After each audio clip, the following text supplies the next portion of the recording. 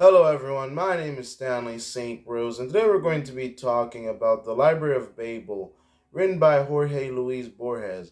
Now, before I go into summary analysis of this work, please remember to leave a like, subscribe, and/or comment so that the channel can continue to grow. Now, this work by Jorge Luis Borges is just really quite interesting. We get introduced to this narrator, and the narrator basically tells us that he's been in this library all his life. It's a massive library. It's a library that seems to never end. It has countless of books. It has these rooms that have six sides, hexagonal rooms, and it has six sides to them. It has four walls with books all over them, and within each room there's like little cubbies or places where people can sleep and bathe and do things like that. There's spiral staircases and hallways and mirrors, and this library just goes on and on and on because there's innumerable rooms within this library. The narrator tells us that there was a point in his life where he tried to read all of the books of the library, but he gave up on this because it's infinite amount of books and it doesn't stop. He tells us that this library is awe-striking. It's just all over the place, because it never seems to end. You can go up, you can go down, you can go up the staircase and down the down the spiral staircases, and it just goes all over the place. He tells us that there's different individuals that live that are part of the library, and they have all types of ideas and theories about the library, why it exists, why they're in it, what it all means. But some of them, there's a period of time when they try to destroy books and try to find the book that revealed the secrets of the library or the purpose of the library. They try to figure out things about themselves. They try to figure things about reality, about truth, and pretty much they all die off by the end of it all. This library is just it's eternal. It never ends. It never ceases to end. The narrator even tells us that once he dies, somebody will probably find his body and throw his body off of, just out of the library and into the void, and he'll just fall for forever, the bottomless void.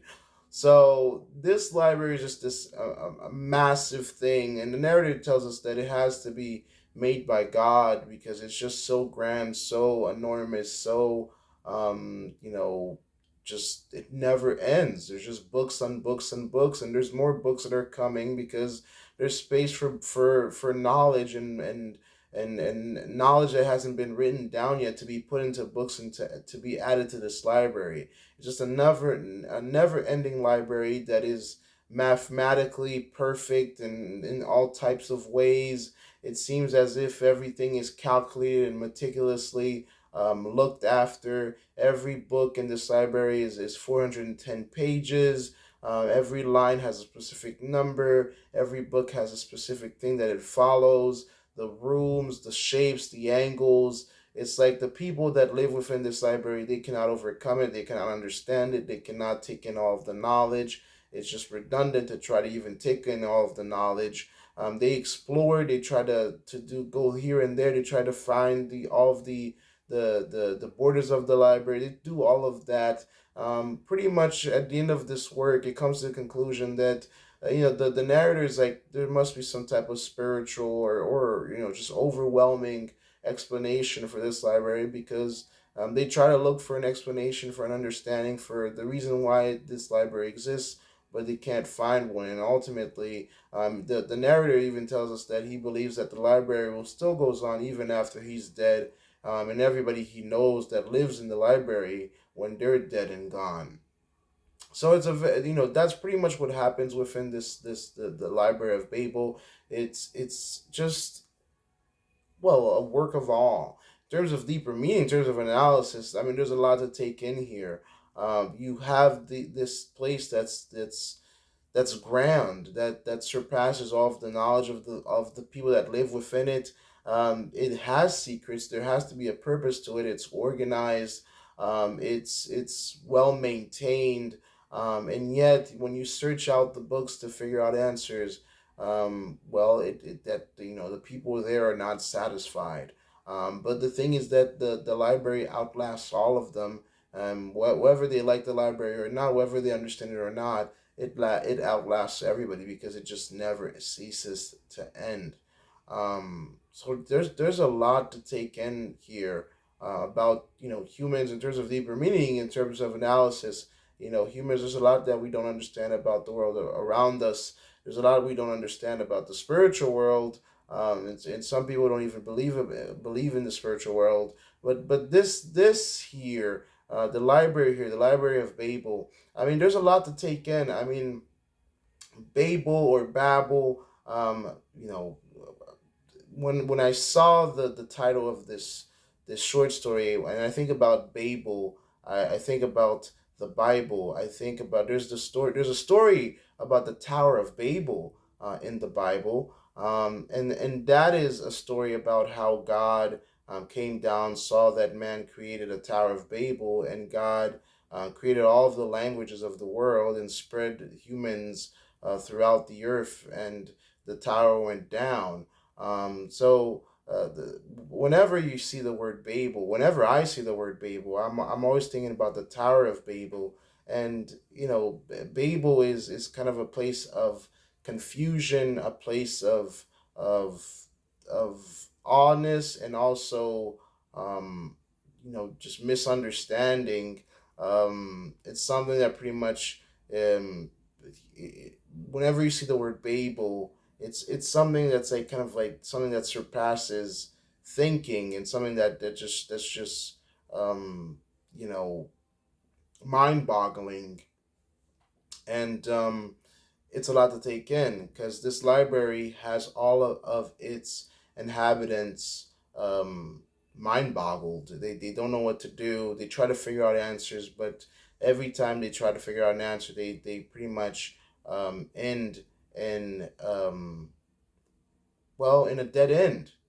And whenever you see the word Babel, just like in the story of the Tower of Babel, um, whenever you see the word Babel somewhere, it's always something that kind of leads you to confusion and dead ends. Um, the Tower of Babel led to confusion and dead ends, and different languages. And in the same way, the Library of Babel is confusing. There's no answers. We don't know why they exist, why the people were there.